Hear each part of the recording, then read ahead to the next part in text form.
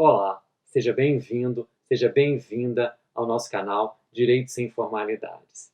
Você já ouviu falar em licenciamento voluntário de patentes? Você sabia que no mundo existem mais de 71 milhões de pessoas infectadas pelo vírus da hepatite C? E você sabia que a Gilead Science, uma biofarmacêutica, ela detém a patente do Sofosbuvir, que é um antirretroviral de ação direta para tratamento da hepatite C? Pois bem, hoje nós vamos falar sobre licenciamento voluntário de patentes. Seja bem-vindo ao nosso canal. Meu nome é Marcos, eu sou professor titular da Universidade Federal de Juiz de Fora. Esta é uma pesquisa que foi realizada no ano de 2019 e o artigo foi publicado este ano na revista Justiça do Direito. O título desse artigo é Licenciamento Voluntário de Patentes e Acesso a Medicamentos, o caso do Sofosbuvir, né, que nós vamos tratar aqui por SOF, para ficar mais fácil para as pessoas entenderem. Muito bem. Este artigo foi escrito em coautoria com Leonardo da Silva Santana, professor na Universidade do Estado do Rio de Janeiro, professor do Programa de Pós-Graduação em Direito da UERJ, e com o doutorando em Direito da UERJ, Alan Rossi Silva, que foi me orientando de mestrado, de iniciação científica, e hoje é mestre em Direito e Inovação pela Universidade Federal de Juiz de Fora, e doutorando pela UERJ. A ideia desse artigo era, a gente se perguntava, será que o licenciamento voluntário de patentes é uma ferramenta jurídica adequada para ampliar o acesso a medicamentos? Isso é uma pergunta que você vai falar assim, mas qual é a relevância dessa pergunta nos dias de hoje? Bom, hoje com essa questão da Covid-19, você tem um outro medicamento que também é patenteado pela Gilead, que é o Remdesivir, e o Remdesivir também está aí nessa mesma modalidade. Então, esse estudo de caso hoje serve muito para a gente chamar a atenção para esse tipo de instrumento jurídico como forma ou de dar a mais acesso ou menos acesso a medicamentos. Esse artigo, né, se baseia numa metodologia, né, ele é fruto de uma metodologia de estudo de caso. Esse estudo de caso, né, a gente vai fazer um estudo de caso único, que é o do SOF, né, o que significou o licenciamento voluntário desse medicamento, se foi positivo, se foi negativo, e a gente vai, a partir desse estudo de caso, que ele vai entender as circunstâncias do licenciamento voluntário. Bem, a primeira questão importante que a gente tem que saber aqui, né, que muitas vezes o licenciamento voluntário ele é feito porque a empresa não tem interesse em explorar aquele medicamento, aquele produto, então ela licencia voluntariamente. Para evitar a perda do direito pelo não uso, né, a caducidade do direito. E, por fim, né, para evitar o licenciamento compulsório. A gente já falou sobre licenciamento compulsório nesse canal. Eu vou deixar um tag aqui em cima desse vídeo para você fazer o link com o vídeo em que nós falamos sobre licenciamento compulsório. Eu não vou também aqui falar novamente sobre quais são os requisitos para o patenteamento de um medicamento, porque nós já falamos em outros vídeos desse canal e a gente vai deixar aqui o tag para você poder verificar esses vídeos aí anteriores, entender o que é uma patente, quando que você pode patentear um produto, etc. Então nós vamos diretamente para a questão do sofosbuvir. Então, o licenciamento voluntário de patentes está previsto no artigo 61 da Lei 9279 e no artigo 28, item 2, do Acordo Internacional relacionado a direitos de propriedade intelectual, o TRIPS, que é a sigla em inglês, ou ADPICS. Bom, quando a gente começa a estudar essa questão, o caso do SOF, né, desse medicamento específico, desse antirretroviral de ação direta contra o vírus da hepatite C, a gente vê muitas opiniões dissonantes, né, que vão desde os documentos oficiais da Gilead, que justificam por que ela está fazendo licenciamento voluntário, quais são os benefícios dele, porque ela está fazendo uma transferência de tecnologia para essas empresas, ela seleciona algumas empresas, que são empresas indianas, para que elas produzam a versão genérica do SOF, né, e possam vender mais barato em 105 países. Bom, são países de renda média e baixa, é onde você não consegue. Porque quando a Gilead, no início do patenteamento do SOF, o que ela faz?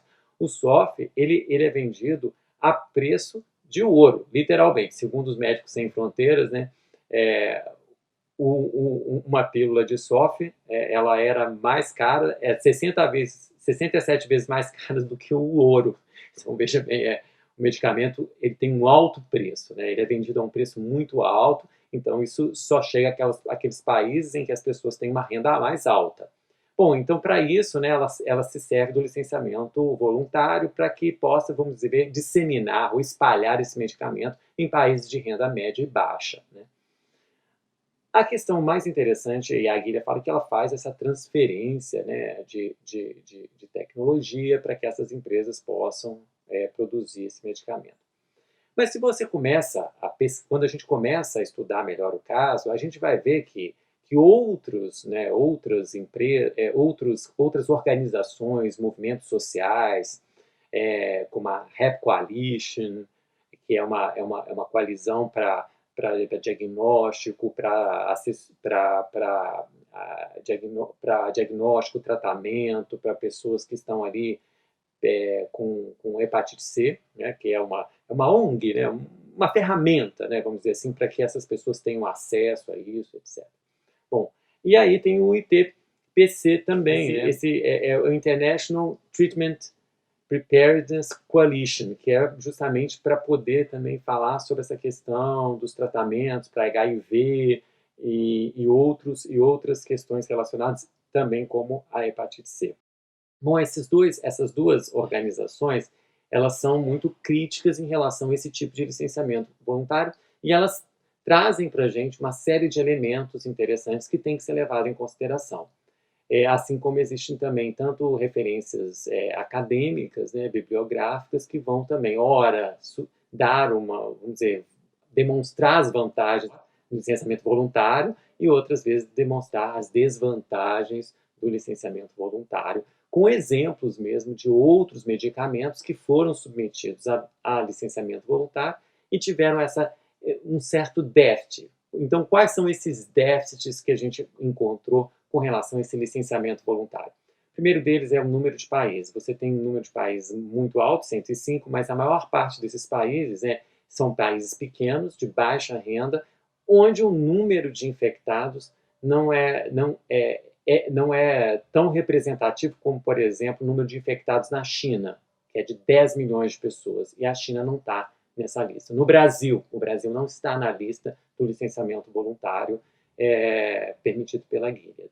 Então, esse já é um contrassenso, né? A outra questão que eu acho importante a gente trazer aqui também nesse vídeo, que é o seguinte, a Gilead ela impõe uma série de limites é o chamado programa antidesvio do SOF, que ela impõe a essas empresas de medicamentos genéricos. Então, você tem que identificar o paciente, você tem que saber se ele só pode ter acesso ao medicamento, a uma nova dose do medicamento, depois que ele já tiver trazido a caixa vazia, o medicamento vazio. Então, todo aquele receio da empresa, né, de haver uma revenda daquele produto. Bom, diante disso tudo, né, a gente vai percebendo, né, quais são as estratégias da empresa, as reais estratégias da Gilead com esse tipo de licenciamento voluntário, né? Até que ponto ela não está querendo manter ou maximizar a exclusividade do medicamento nela, o monopólio, o controle da venda e do uso desse medicamento, e por outro lado também, né, ela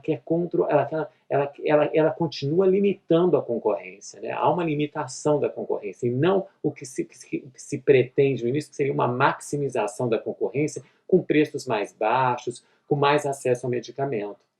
É muito interessante porque essas organizações que vão denunciar isso, elas vão trazer argumentos muito potentes. E uma vez que a gente vai analisando a ideia do licenciamento voluntário, ela é muito interessante do ponto de vista legal, do ponto de vista universal. Mas uma vez quando a gente coloca a lupa sobre aquele caso, sobre o caso do SOF, a gente vai perceber que há muito mais por trás desse licenciamento voluntário do que uma real transferência de tecnologia. E essa é uma questão que a gente tem que levar em conta. Será que a Gilead de fato faz essa transferência de tecnologia? E a gente vai ver tanto pelos movimentos sociais, pelas organizações não governamentais, como por trabalhos acadêmicos que a gente cita nesse artigo, que a gente vai deixar o link abaixo desse vídeo para que você tenha acesso e leia com calma todos essas nuances aí do caso específico do software, e você vai ver cada vez mais que é uma maneira de não abrir mão do monopólio, da exclusividade da patente. Ou seja, a patente ela representa um ganho muito substancial para a Gilead, e ela usa o licenciamento voluntário não para poder dar mais acesso ao medicamento, mas sim para poder não perder o controle da exclusividade e da própria concorrência. Pois bem, pessoal, esse era o nosso vídeo de hoje. Espero que você tenha entendido o estudo de caso e que tenha entendido o licenciamento voluntário de patentes. Foi um prazer falar com você. Até a próxima. Obrigado.